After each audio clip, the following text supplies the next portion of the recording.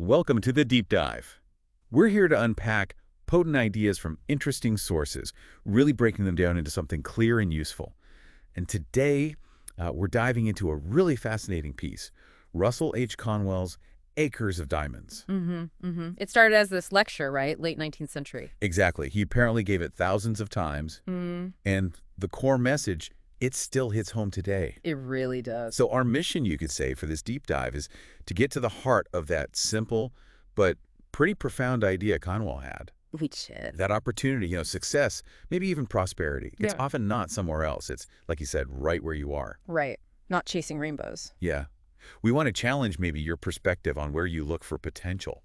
And the thing that really kicks it all off, the story everyone remembers, is this parable. It's about a farmer, Ali Hafed. Oh, yeah, the Persian farmer. Right. Wealthy guy had a great farm. Content. Totally content. Until someone visits and tells him about these incredible diamond mines being found, far away. And the idea of immense wealth just grabs him.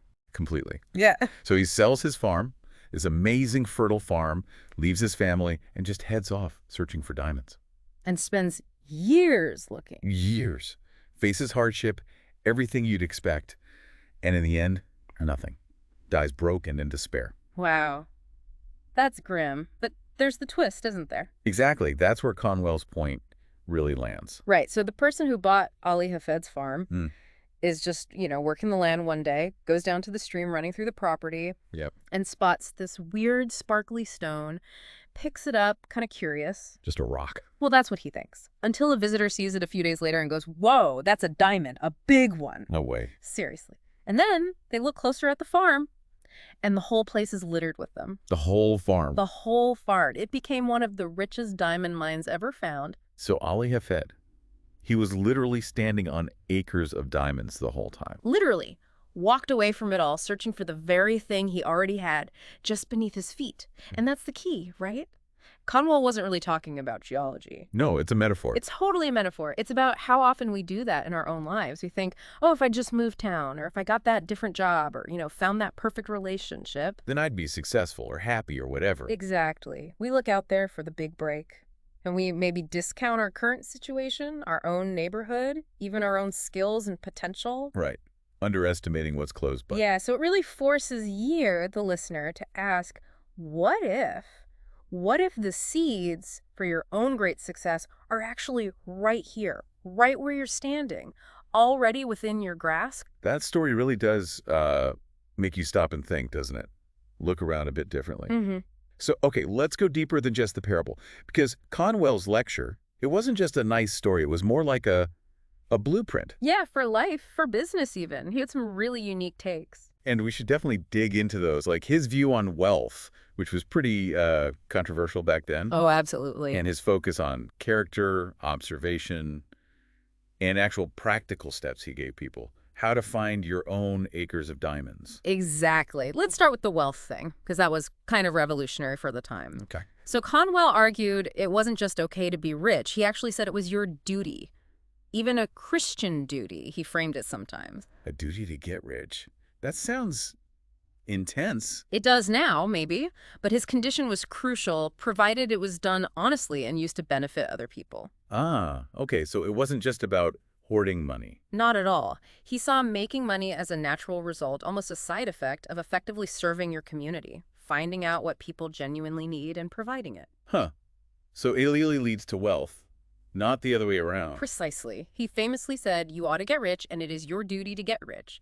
Which, flew right in the face of the common idea back then that wealth was somehow inherently sinful or corrupting. Right, the eye of the needle sort of thinking. Exactly. He believed that the more wealth you gained through honest service, the more capacity you had to do good things in the world. That's a really interesting flip on it. So, if wealth comes from serving others, how did he say you actually find those opportunities? Is it just luck? Or did he have, like, a method? Oh, he definitely had a method. He was adamant it wasn't about luck. Okay. It boiled down to two key things, really. Keen observation and strong character. Observation and character. Tell me more. Well, observation meant really looking at your immediate world, your neighborhood, your town, the place you already work. Paying attention. Paying close attention. What are people complaining about? What's missing? What's inefficient? What problems do people genuinely want solved? He was convinced the biggest opportunities were hiding in plain sight, often disguised as just everyday hassles. Okay, so spotting needs and Yeah. character. That was just as crucial. Things like integrity, persistence, having a genuine desire to serve. Being trustworthy. Absolutely. Being diligent, you had to be committed to actually solving the problem well, not just looking for a quick profit. Makes sense. And he lived it too. He used the massive fees he earned from giving the Acres of Diamonds lecture over and over Yeah. to found Temple University, Yeah. to provide education, especially for those who couldn't afford it otherwise. So he personally showed how wealth earned through service, in his case, educating people, could create immense social good. That's fantastic. He actually walked the talk. Totally. Okay, so for someone listening right now, maybe thinking, all right, I get the observation part, I'm working on the character, but what do I do? What are the practical steps to start, digging? What did Conwell say about that? Yeah, he was super practical about it. It wasn't just high-level theory. He Yeah. basically said, listen, really listen to your neighbors, your colleagues, your friends. What are their actual frustrations? Like day-to-day stuff. Exactly. What services do they wish existed or wish were better? It could be something really simple. A better way to get groceries delivered back then, maybe. A more reliable local repair service. A small improvement in how an existing business worked. Not necessarily inventing the next big thing. Not at all. He believed the real diamonds were often found in those seemingly ordinary acts of service, fulfilling common, everyday needs that people would happily pay to have met. And his advice was just start. Start small. Start with what you have right where you are. Don't wait for some grand revolutionary idea to strike. Look for the obvious need that everyone else is somehow overlooking. Right. Dig in your own backyard first. That's the essence of it. Okay, so wrapping this up for you listening, Yeah.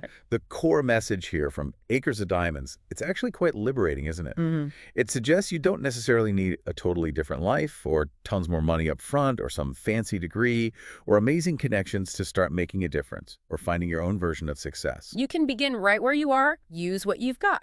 Exactly. The opportunities, the resources, the diamonds, they might be rough, they might be buried deep, they might not look shiny at first. But they're there. They are there. You just have to look differently. Yeah, and if you think about Conwell's broader focus, it was really on persistence, wasn't it? And keeping your vision local, at least initially. Right. Digging deep where you are, not just scattering your energy looking far away. Exactly. Cultivating what's already yours. He really believed that serving others, genuinely solving their problems, was the most reliable path and maybe the most rewarding path to your own gain. And that could be big things or small things. Absolutely. Grand gestures are fine, but often it's the simple, everyday services, the overlooked needs that hold tremendous value. So this brings us back to you listening. Here's a final thought to maybe chew on. What are the acres of diamonds in your life right now? Good question. What treasure might you be standing on, maybe without even realizing it? Is there a skill you haven't really developed, a passion you kind of buried years ago? Or just a need in your own community, your neighborhood, that's just waiting for someone like you to step up and meet it. Could be anything. Whatever it might be, the point is, you don't have to wait. You don't need to look somewhere else first. The field's already yours. The field is yours. The tools are basically in your hands. Your journey doesn't start over there. It starts right here. Look closer. Dig deeper. Thank you so much for joining us on this exploration of Acres of Diamonds. Really powerful ideas there. And if this deep dive resonated with you, if you want to keep exploring and learning, you can check out the link in the show notes for Audible. Yeah, great way to keep digging. Absolutely. For a limited time, there's an offer. You can subscribe for 3 months and get access for just $0.99 a month. That gives you thousands of audiobooks and podcasts to choose from. It's a really fantastic way to keep uncovering those hidden gems of knowledge for yourself.